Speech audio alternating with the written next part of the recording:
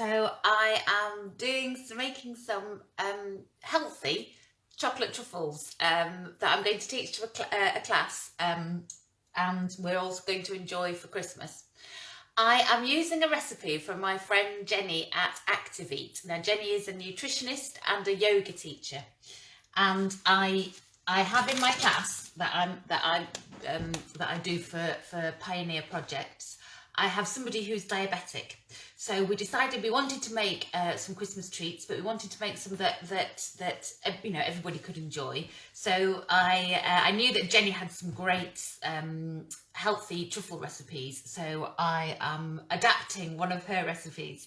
The reason why I'm adapting it is because I've also got somebody in my class who's allergic to nuts. And Jenny's recipe has nuts in it. So I'm doing two versions of healthy chocolate truffles. And I thought, whilst I'm recipe testing, I may as well jump on Facebook and share my testing with you guys. So to make some healthy chocolate truffles, we're going for orange, because obviously orange is, well, not obviously, you might not know, oranges are in season now is the time of year when oranges are in season. Obviously they're not in season in the UK because we don't grow oranges in the UK, unless you are lucky enough to have a huge greenhouse or orangery where you can grow your oranges outdoors. We don't grow them in the UK, but if you get, if you're getting your oranges now from Spain, they are in season. Now is the time to enjoy oranges, satsumas, mandarins, all those lovely citrus fruits. So we are making chocolate orange truffles. So what you'll need to make it is an orange. Then the basis of the truffles is actually dates. And dates are another fruit that for me make me think of Christmas. We always had dates at Christmas, and I still do. We used to stuff ours with marzipan. So to make this truffle, you need dates. I will post up the recipe. So it's 250 grams of dates. I'm just making half the amount today because I'm testing out the nut-free recipe. So you can either buy just these packs of dates that are all in the supermarket this time of year. And then what you want to do is you need to take the stone out of them all, because obviously we don't want the stone in our truffle. Or you can actually buy dates that are already pitted. These are usually in the sort of baking aisle. So, 250 grams of dates, your orange, and then the next important ingredient to make it chocolatey is either cocoa powder or raw cacao powder. So when I told my students that we were using these ingredients, I got the question, what's the difference between the two? So the difference is both of them, these powders come from the cocoa bean, which is what chocolate comes from. When the cocoa bean, it's like a big fruit, the flesh is a bit like a lychee, but it's actually the beans. So the fruit just gets discarded.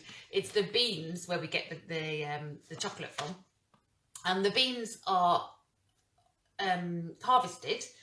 They are fermented, and then they are dried and ground, and that gives you cacao powder. So the beans are cacao beans. And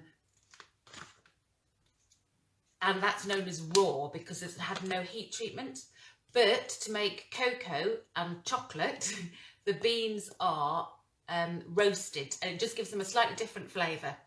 So they are the same, apart from this is from a roasted bean and this is just from a fermented bean.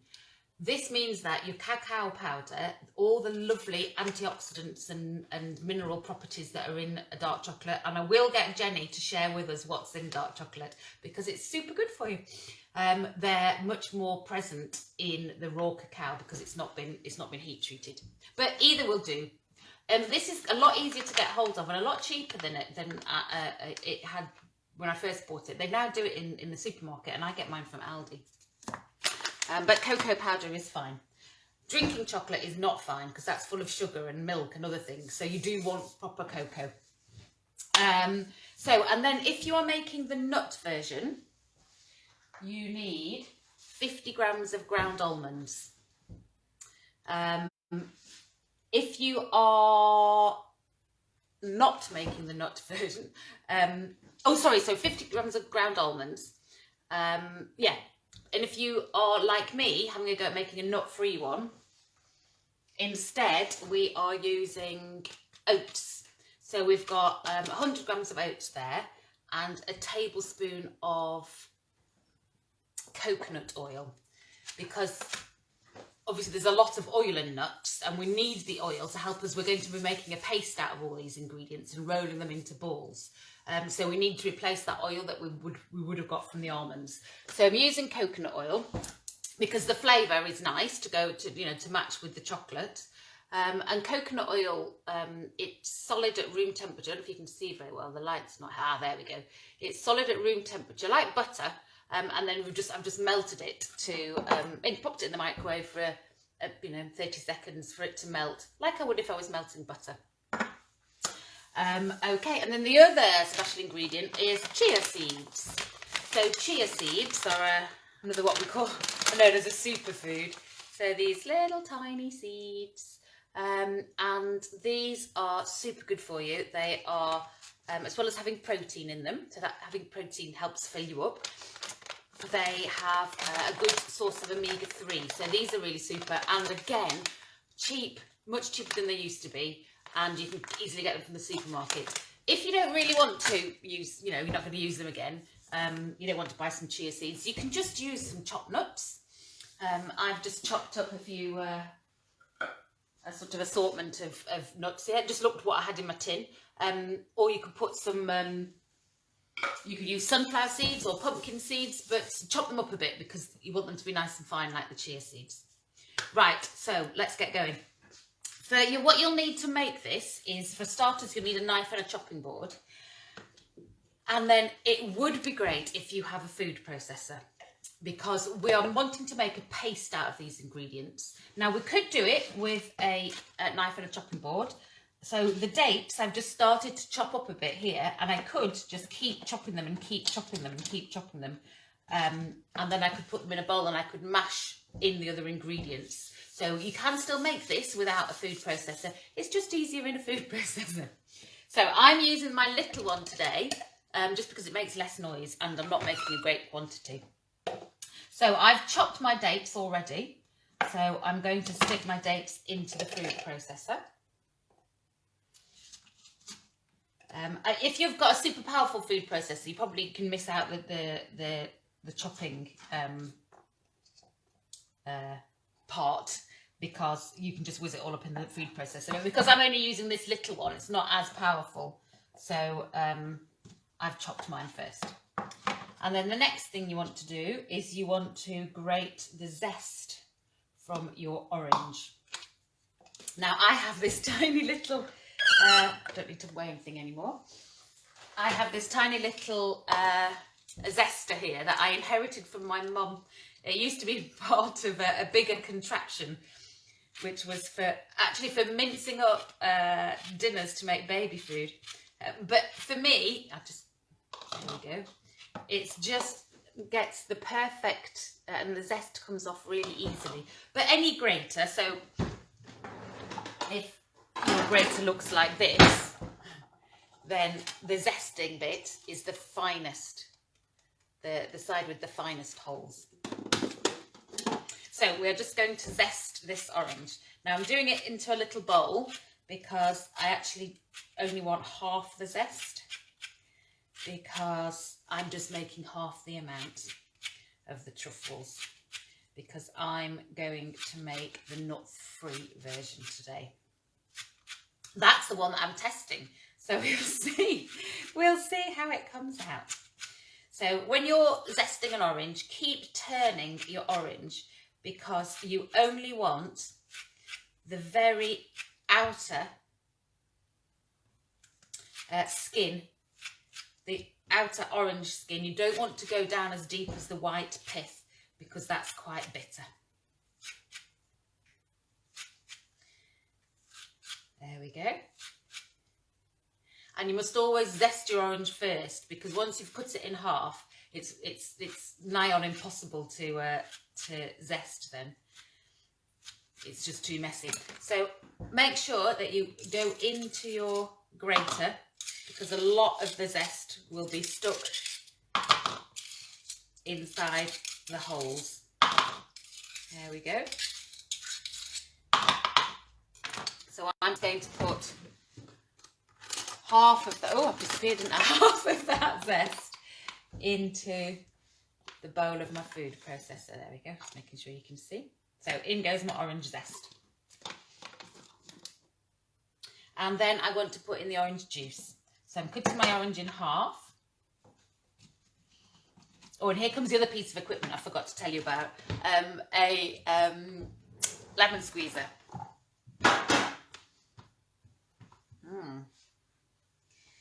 Right, I can't find my lemon squeezer, so instead I'm going to do what I tell people to do if they don't have a lemon squeezer, is just stick a fork in the middle of your orange and use your hand to squeeze. You need to be careful that no pips go into your mixer, because the pips of citrus fruit are really bitter. And if you don't notice one going in and you whiz it up, you'll give your truffles a bitter flavour that you don't want. So there we go. If you don't happen to have an orange, but you have some orange juice in the fridge, you can still make these truffles. You just won't have the zest. So instead, you could just put in, I would say 2 tablespoons of orange juice. For a whole fruit, you can normally get about just under 4 tablespoons of orange juice. So 3 to 4 tablespoons would be what you need if you didn't have an orange. Right, so what I'm going to do now is I'm going to blitz this and get that juice and the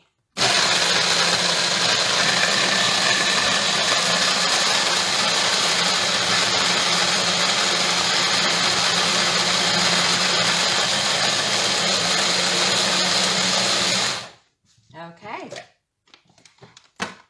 So now you can see that I've got my dates and my orange juice and my orange pith all mixed together in there. And what I need now is a little spatula. Well, actually I've just got a flat knife will do, to keep moving everything down. Okay. So what I'm going to add in now are my oats.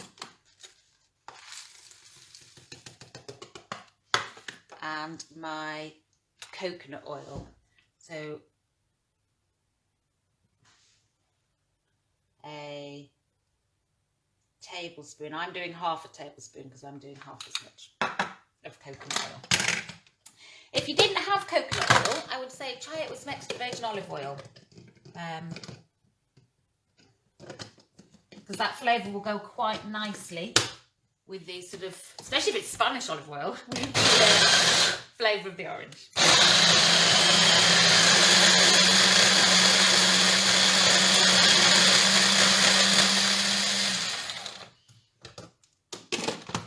And I just need to keep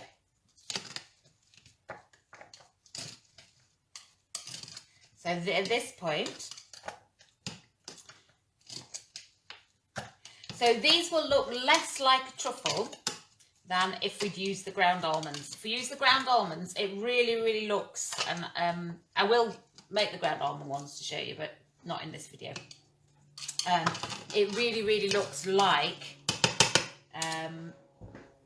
a chocolate truffle, whereas these will have a bit of a flapjacky look about them. So what I'm going to pop in now is the tablespoon. I need another tablespoon because I used that one for the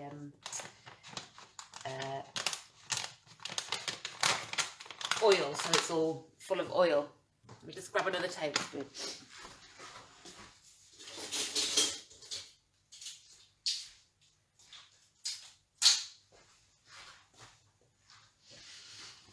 So we're now going to put in the tablespoon of either cocoa or raw cacao, depending on what you've got.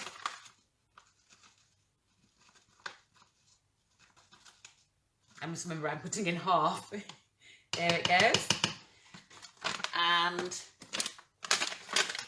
my tablespoon, or half a tablespoon, of the chia seeds. Or, if you haven't got chia seeds, just mix chopped seeds. Or if you don't have any seeds, just miss it out. I'm a great one in just using what you've got and seeing what you can make with what you've got.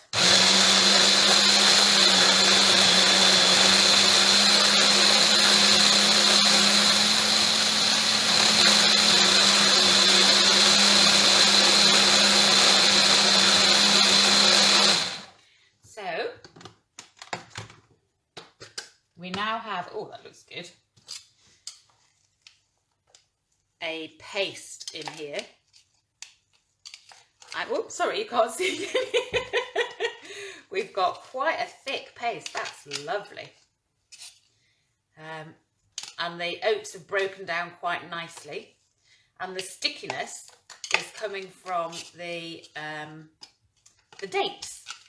So some of my dates were a little bit dry, so I'm going to add a tiny bit more orange juice to that. And I'm going to use a bottle just to show you. So I'm going to put in just a dessert spoon, a small dessert spoon of orange juice. So bottled orange juice, just to show you that I can, or that we can. We can. If you don't have an orange, you can make do some bottled orange juice.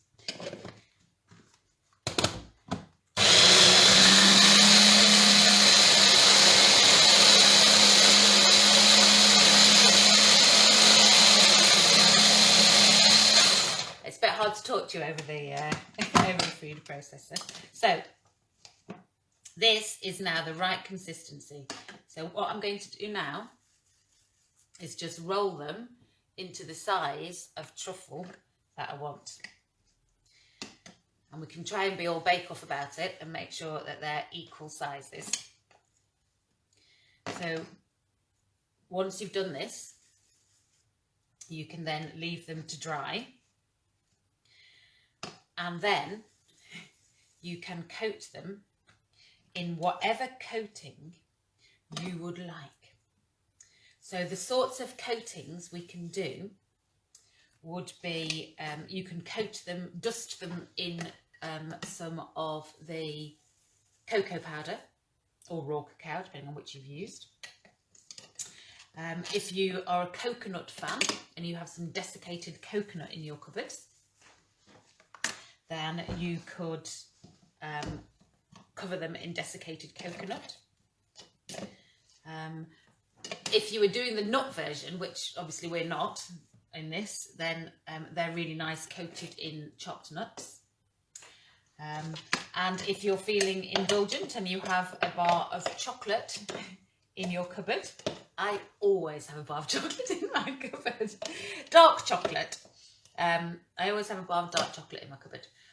You can finely grate some dark chocolate and just cover them with the dark chocolate.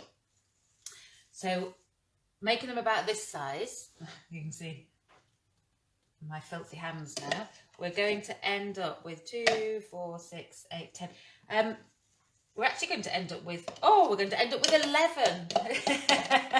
10 for keeping and 1 for me. Mine's going to be quite a big one, my tasting one. I think I might make 2 little ones. 2 little tasting ones. So let's have a go at just covering one of them, if I can, with how my hands are. I'll just quickly wash my hands.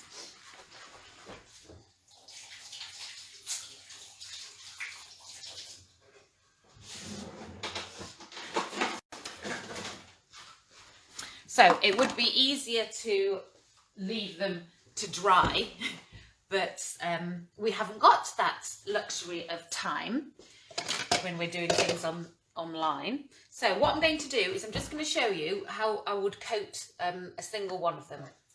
And let's use some more of the raw cacao.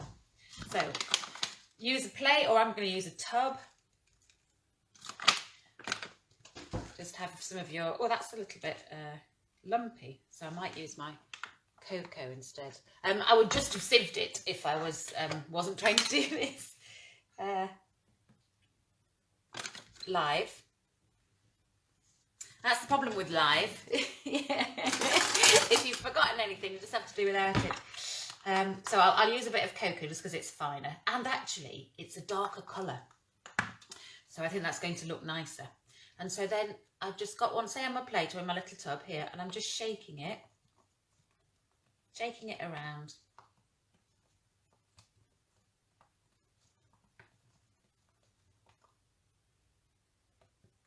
And then it's all covered in